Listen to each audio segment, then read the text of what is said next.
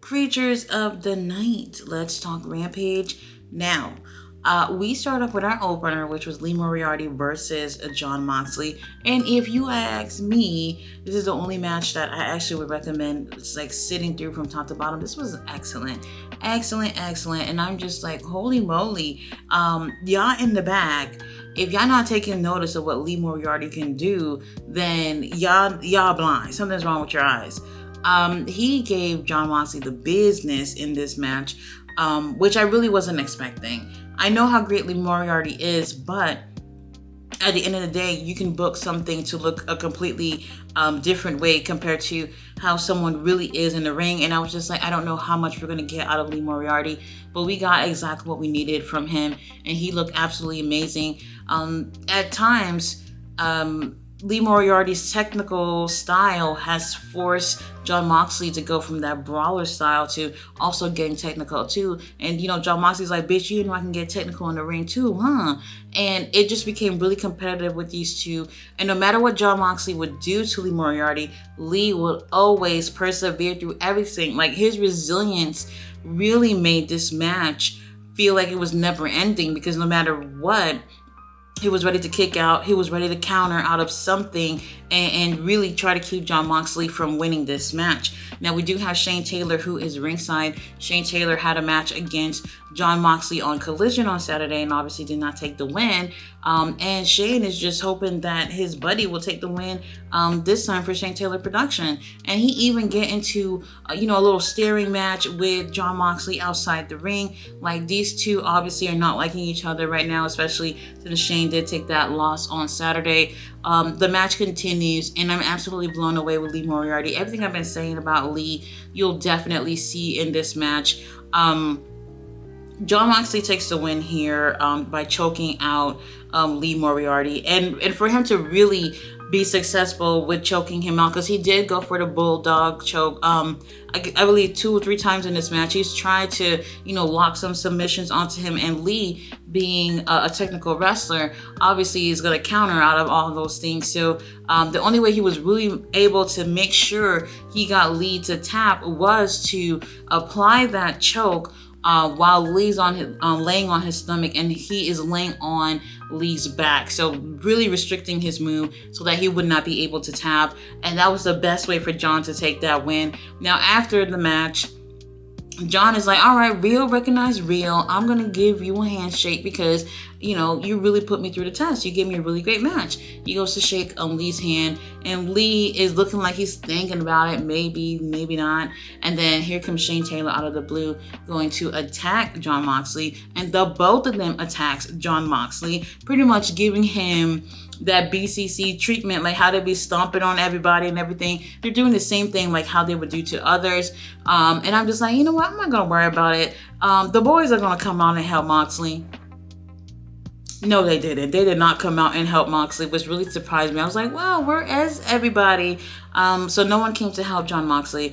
Obviously, he got his ass whooped by Shane Taylor Productions. And it was very different to see Jon Moxley in that type of light, because we almost never see Jon Moxley getting that type of treatment. So we do have, for Saturday Collision, we have Jon Moxley and Claudio Castagnoli, who seem to have not been out there tonight to help Jon Moxley. They're teaming up to go against Shane Taylor and Lee Moriarty on Collision. That's going to be an interesting match. I will be watching the Royal Rumble, but I will still be giving y'all the review on that because I got to see how things turn out. So MJ has a match later on, and she's backstage doing her interview. Angelo Parker is there too, and Angelo is letting her know that he can't be ringside with her because she's going against his girl, Ruby Soho, and it's like, it's just gonna look funny because he doesn't know who to support, his girl or his homie, so he's just not gonna be out there at all. Now, he goes, look, I just need to know, like, did you have anything to do with Harley Cameron putting her nasty ass mouth on me the other night? Well, obviously she came and kissed him or whatever. And, Anna Jay got upset and bitch slapped him and said, I cannot believe that you would even think that I would do something like that.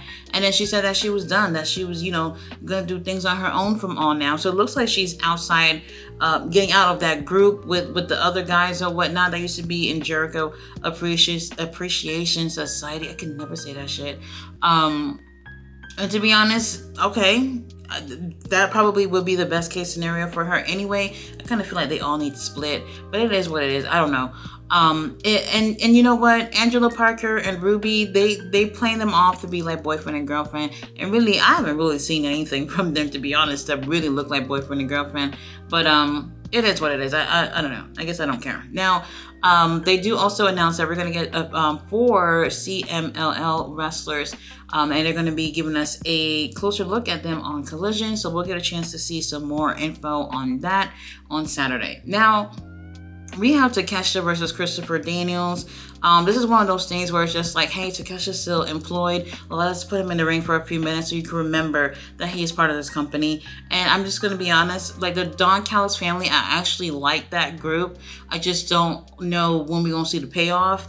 And I'm feeling a little cheated right now because the situation with Billy Starks and Big Bill going against Sting and Darby Allin is looking more like to me that they're going to take those titles from them. So we may not see a feud with Takeshita and Powerhouse Hobbs and Ricky and Big Bill, which I would love to see. I would love to see 4 young guys, 4 future big stars, and just one feud with each other.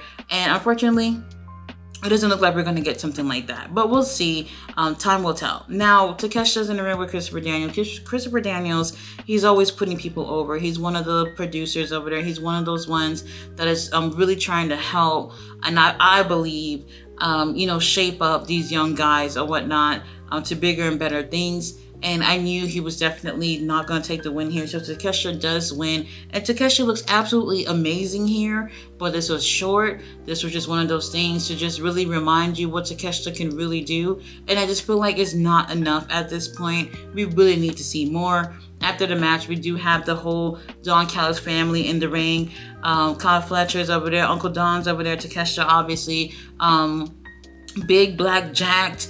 Powerhouse Hobbs is over there, and he just looks huge, absolutely huge in that ring. I really do like them together, but like I said, there needs to be a payoff of them being together. Uncle Don is still going out for Chris Jericho, and I'm over it because I'm just like, wait a minute, Chris Jericho's not gonna keep his ass home for a little bit. I'm just not really feeling seeing him in the ring. In my opinion, he does not put young talent over. He doesn't even really help them look so great. Chris Jericho is definitely one of the greatest in the rings, but lately he's just not have been the greatest. So I don't care for seeing him in the ring. We do have Uncle Don saying that he's going to send Takeshita to go whoop his ass, but then Kyle Fletcher takes the microphone respectfully away from Don Callis, and he's like, hold on. Powerhouse Hobbs whooped Chris Jericho ass. Takeshita has already whooped his ass too. What about me? Let me be the one to get my hands on Chris Jericho next. And I was just like, oh, okay. I don't mind seeing that. So that's what we're going to get on Dynamite. We're going to get Kyle Fletcher versus Chris Jericho. I want to see Kyle Fletcher take the win. There's no reason why he shouldn't. He's also the Ring of Honor TV champion. There's no reason why he needs to be taking L's while he's holding gold. So he needs to beat Chris Jericho. And that would definitely be a huge win for the Don Callis family. But still moving forward, they need a lot more with that group. I'm not sure what we can do, but I really thought we can definitely end up putting some gold onto Takeshita and Powerhouse Hobbs, and right now it just don't look likely. Up next, we have Action Andretti and Top Flight backstage. They are doing an interview, and they are interrupted by a private party where we have Cheesecake coming out with, those ropes that you use to, put for people to get in the club or whatever. And I'm just like, what the hell is this? This is really silly. Anyway, Top Flight, they're obviously upset about Private Party cheating in their match, and they want a rematch. So we're going to get a rematch next week on Dynamite. We'll see what happens, like what's going to be different with that. I don't know. Now, we do have Anna Jay versus Ruby Soho. Ruby comes out with Harley Quinn and her tits all the way to the fucking sky. I don't know what the hell was up with that. And also, Saraya was there as well, and no one was in the corner of Anna Jay. Whoop-de-whoop. Now, They have a decent match. What I didn't like here is obviously they're gonna have Harley and Saraya trying to help Ruby take the win and cheat or whatever. There's nothing new about that. However, I just felt like it just wasn't necessary. And at some point, the referee told those two girls to get the fuck out of here. He has a job to do, and they're just being annoying by trying to get involved in this match. And in my opinion, I felt like they're making Ruby look like she needs these girls. Ruby Soho does not need these girls. Matter of fact, she's much better than how they've been booking her to look on TV. And in my opinion, I feel like they're going the wrong direction with her. At some point, she's going to have to leave that group, because I just feel like this is a huge distraction in terms of her moving forward. Look what happened to Toni Storm. Toni Storm ended up leaving that group, and look at her now, one of the biggest pro wrestlers to date right now in terms of character, and she's absolutely killing it right now. And Ruby Soho could definitely needs the same thing as well. If she ends up leaving those two girls, and that would be great. Best case scenario for me, for Ruby, obviously, as well. Harley J and Saraya, they leave, and right after that, we have NJ who hits a Queen Slayer for the win. I ain't like it. Now we have Eddie Kingston backstage, obviously talking about Bryan Danielson, who spit in his face the other day on Collision, which was absolutely fucking gross. Bryan Danielson, it was like, bitch, I really don't like you, and spit on his face. Now, he just don't want to get into any of that, and he ends up saying that he wants to give an opportunity to someone to fight him, and he really wants to give an opportunity to Willie Mack, and that's going to be on Collision. So we're going to get Eddie Kingston versus Willie Mack. However, I don't believe the titles are involved. They also do let us know about Serena Deeb making her return to AEW, and that's also going to be in Collision. And damn, I wish they would have put it on Dynamite. Up next, we have our main event, the freshly squeezed four-way match. I think that's what they called it. We have Kip Sapien, El Hijo de Vikingo, Commander, and The Butcher. They are going for the international title. So whoever ends up winning that match will go against Orange Cassidy on Collision. And I knew that it was either going to go to El Hijo de Vikingo or Commander, because, well, they don't give a fuck about The Butcher or Kip Sapien. Now, I already knew that there was going to be an alliance in this match. Obviously, Kip and The Butcher, and then El Hijo de Vikingo and Commander. And there was, but then at some point, everybody's looking at each other like, hey, it's every man for themselves, you know? So this friend business is just going to have to happen another time. Now, real talk, the match did get messy, okay? They tried to go for some big spots, and at times it just did not work out in terms of presentation, and I'm just like, all right, y'all should have really worked on this instead of saying, hey, let's do this crazy shit. Try it out and see if it actually works. So a lot of the match I felt like was messy. Obviously, they were trying to execute some big spots, and it just didn't work out. In my opinion, another thing that really ruined it for me was the predictability here. Why would they give the opportunity to Kip Sapien? Who don't want to see Kip Sapien versus Orange Cassidy for the title? He is really, really talented, and they have not even scratched the surface one bit with him over there. And the same thing can be said about the Butcher and the Blade as well. They're another super talented people that are in the company, and all they do is put them in situations to job every single fucking time, and I am absolutely over it. It just goes to say that, you know, they really just don't know what to do with certain people, and they're just looking at certain people as in, well, whenever we need someone to look good, we're gonna call you. And I don't like that. I really don't. And when you see like a lot of big talents being wasted, it just really hurts how people feel about this match or any matches. So for me, I really couldn't get behind it, because I was like, I already know what's going to happen. It's either Commander or El Hijo de Vikingo, and it ended up being Commander taking the win. Commander don't need this fucking win. Like why? You know what? Let me not make this into a Black Lady rant, because it's really not that serious. But I saw a tweet from Kip Sapien. He says, seriously, what do I gotta do to get some wins or whatever, something like that, on his tweet. And I'm looking at that and I'm like, I don't know if that's storyline or not, but a lot of people feel that way about you. A lot of people are just like, what the fuck does Kip Sapien gotta do to get some wins up in this company? We're gonna take him seriously. The Butcher and the Blade too, they they are an amazing tag team. They do well and singles as well, which they don't normally do often. But they're amazing, and they're not getting opportunities to truly show how amazing they are. You do see a lot of that in the ring, but then they don't win. They don't have storylines. They don't have anything for people to really take them seriously, and it really, really sucks.